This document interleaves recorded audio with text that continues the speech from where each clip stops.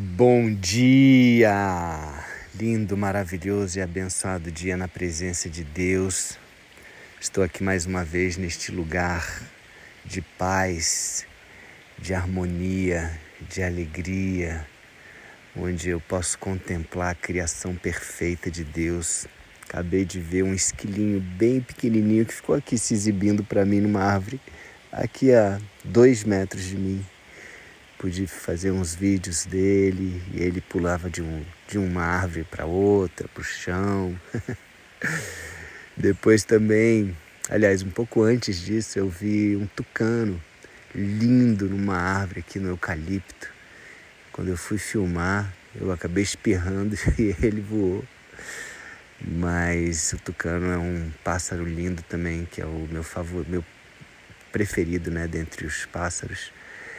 Então hoje, eu creio que hoje é um dia mais especial ainda, né? Porque Deus me concedeu esses momentos. E lendo aqui a palavra, eu resolvi ler um pouco de Daniel também, antes de trazer o estudo hoje. E eu creio que Deus também tenha me dado uma revelação que eu nunca tinha tido. Ó, acabei de ver um pássaro preto lindo aqui do meu lado também. E uma revelação que eu nunca havia tido antes, que o mundo espiritual do mal, ele traz muita confusão. Eu sempre olhei assim para o mundo espiritual como um todo, né, tanto do mal quanto do bem, como uma coisa muito organizada, muito certinha. E eu achava que o mundo espiritual do mal também era assim. Não que não seja, mas tem as hierarquias, né? Mas a revelação que Deus me deu agora, nesse tempo que eu estava aqui, lendo a palavra, meditando, ele me mostrou como o mundo espiritual do mal é traiçoeiro. Eles, entre si, porque eles vivem na mentira, eles vivem nas armadilhas, nas ciladas. Então eles fazem isso entre si também. Né? Imagina, se Lúcifer, que estava num ambiente maravilhoso, conseguiu se revoltar num ambiente de hierarquia, num ambiente de organização, como Deus criou, ele se revoltou contra Deus e levou 1/3 dos anjos com ele. Imagina o que esses 1/3 de anjos, esses anjos caídos, não vão fazer, né, para tomar o lugar de Lúcifer ou tomar os lugares uns dos outros. Então, eu estava lendo Daniel e vi isso muito, né?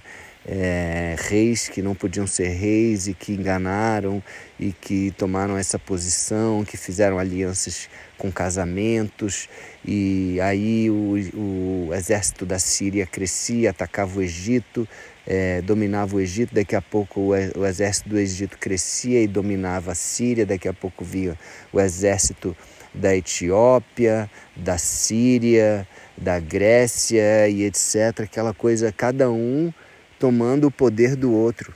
Tudo do mal. Tudo do mal. E Israel ali naquele contexto, né, sendo defendido milagrosamente pelo anjo Miguel. Diz lá, o anjo Miguel, protetor de Israel. Depois fala, o anjo Miguel, protetor do povo de Deus. Então, eu queria compartilhar essa revelação que eu tive aqui, que realmente o mundo espiritual do mal tem a sua organização, tem. Eles dividem, né, lugares para ter acesso, para dominar, para conhecer a vida, famílias, cidades, etc. Mas eles também têm as suas revoltas entre si, suas rebeliões e suas guerras entre si também. Por que eu estou falando isso? Porque nesse estudo de hoje vai ter algo parecido, algo semelhante com isso que eu falei aqui. Então, ó, no versículo 9 do capítulo 17, continuando aqui, depois que a gente falou, né, sobre a mulher, né, a famosa prostituta, uma mulher montada num monstro vermelho. Olha aí, essa mulher que é a famosa prostituta montada num monstro vermelho. Ela, inclusive, usando um vestido púrpura e vermelho, né? Monstro vermelho, a mulher prostituta de vermelho, qualquer semelhança aí com a questão do comunismo, né, que usa essa cor vermelha, não é mera coincidência. Tá bom? Mas vamos lá. Versículo 9 diz assim: isso exige sabedoria e entendimento. As 7 cabeças são 7 montes onde a mulher está sentada. Elas também são 7 reis. 5 já morreram, um está governando e outro ainda não apareceu. E quando aparecer, precisará governar por pouco tempo. Isso tem um pouco de ligação lá com o livro de Daniel também, né? Lembra do monstro, né? O monstro tinha 7 cabeças e 10 chifres. Então essas 7 cabeças, elas representam aí governos, né? Governos que já passaram, governos que estão acontecendo, e o último desses 7 governos aí, ele vai governar por pouco tempo. Creio que está se referindo aí ao pouco tempo da grande tribulação, né? 3 anos e meio. Versículo 11. E o monstro que já esteve vivo, mas que agora não vive mais, é o 8º rei, que faz parte dos primeiros 7 e que vai ser destruído. Então, assim, esse monstro, ele faz parte dos primeiros 7 reis.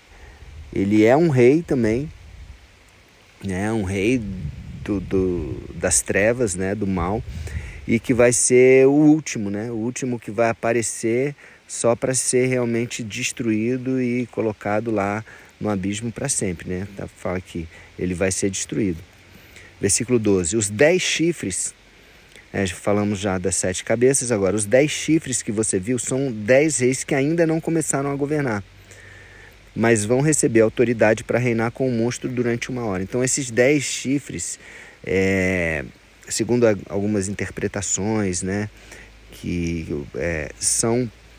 eu concordo, são 10 líderes do governo da época que o anticristo vai se revelar, que eles vão se aliar e vão entregar os poderes deles para o anticristo, para ele reinar, né? Que é o monstro, que é o primeiro monstro, né? Olha aí, vê se faz sentido para você também. Os 10 chifres que você viu são 10 reis que ainda não começaram a governar, mas vão receber autoridade para reinar com o monstro durante 1 hora. Aí, ó, 1 hora, pouco tempo, né? Falou de pouco tempo, falou de 1 hora, que eu creio, né, mais uma vez, 3 anos e meio, que é um tempo curto para um reino, né, se estabelecer, mas ele, durante esses 3 anos e meio, que na verdade são 7 anos, né, onde 3 anos e meio vai ter a paz, e o 3 anos e meio vai ter realmente a grande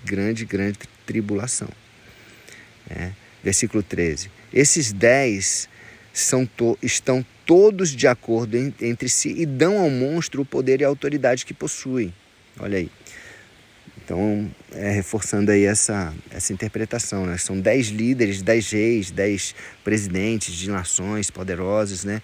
Que estão de acordo entre si e dão ao monstro o poder e a autoridade que possui. Eles lutarão contra o cordeiro. Eles, junto com o anticristo, lutarão contra o cordeiro, o monstro. E o anticristo, leia-se o monstro também, né? Eles lutarão contra o cordeiro e ele, o cordeiro, os vencerá, porque é o Senhor dos senhores e o Rei dos reis. E com ele vencerão seus seguidores, aqueles que são chamados fiéis. Aqueles que são chamados e fiéis. Amém? Então, venceremos, nós que estamos com Jesus, que temos Ele como Senhor, né, das nossas vidas, Senhor dos senhores, Rei dos reis, estaremos com Ele e venceremos. Agora, é importante estar verdadeiramente com Ele, não ficar seguindo aquilo que a gente acha que é certo, a gente acha que é errado, é deixar o Espírito Santo verdadeiramente nos guiar para que a gente possa estar em obediência ao Rei dos Reis. Versículo 15.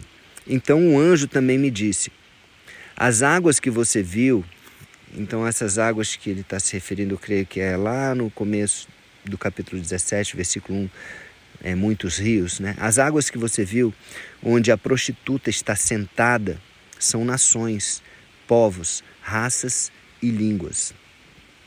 Então essas águas são nações, povos, raças e línguas.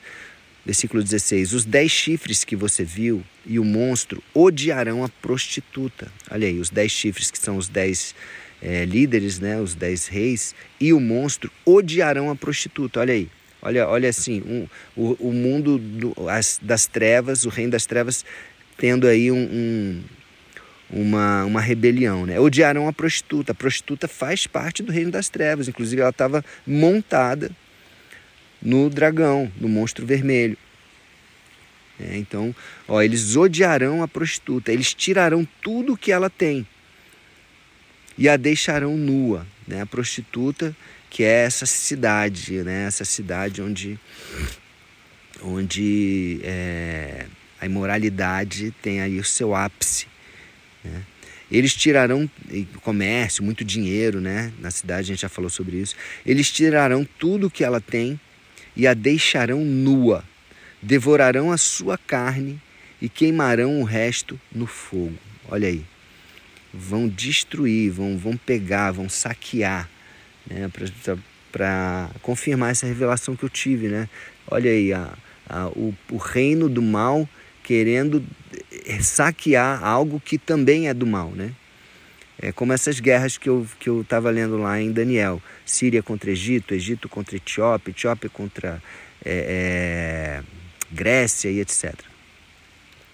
Devorarão a sua carne e queimarão o resto no fogo. Os 10 reis farão isso porque Deus colocou no coração deles o desejo de fazerem o que Ele quer. Olha aí, gente. Deus, Ele é todo poderoso. Quando Ele quer algo, Ele faz até o inimigo fazer aquilo que Ele quer. Lembra do lado passado, como é que fala? O faraó do Egito. Deus endureceu o coração de Faraó, né, para ele lançar as 10 pragas, que era referência, cada uma das pragas, a um dos deuses lá do Egito.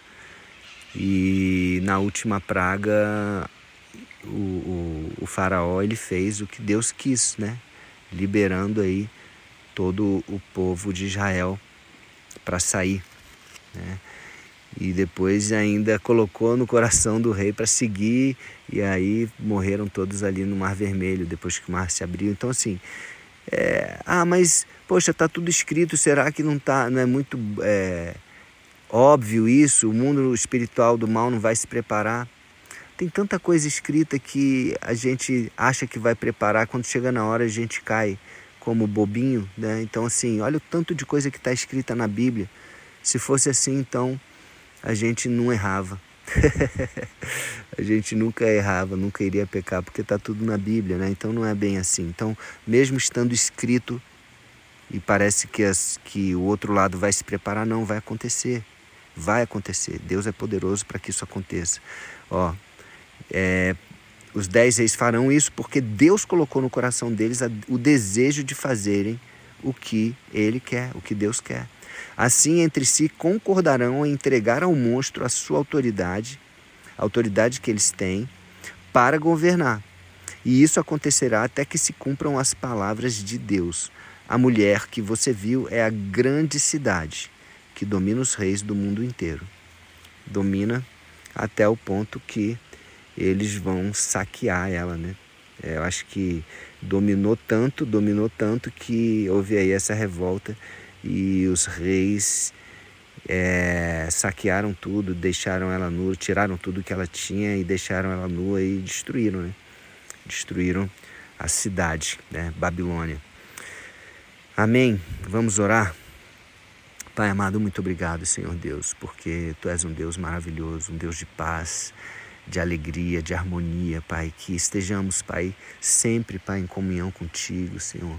Estejamos sempre buscando a Tua palavra, buscando a Tua direção. Obrigado, Pai, porque o Senhor sempre fala conosco. Perdoa porque nem sempre escutamos, nem sempre estamos dispostos a investir tempo nesse relacionamento, nem sempre estamos conectados totalmente contigo, Pai. Tira, Pai, de nós, Pai, toda distração, Pai, que possamos estar focados em Ti, que possamos estar, Pai, confiantes, que possamos estar 100% convictos, Pai, que Tu és o Deus Todo-Poderoso, que pode todas as coisas, que sabe de todas as coisas, eterno. Nós te amamos, Pai, te amamos, Jesus, te amamos, Espírito Santo. Recebemos a Ti, Jesus, como nosso Senhor e Salvador. Tu que és o Rei dos Reis, o Senhor dos Senhores. Entregamos a Ti as nossas vidas, amém? Então é isso, amigos. Um beijo no coração e até o próximo dia do projeto, começando o capítulo 18 de Apocalipse.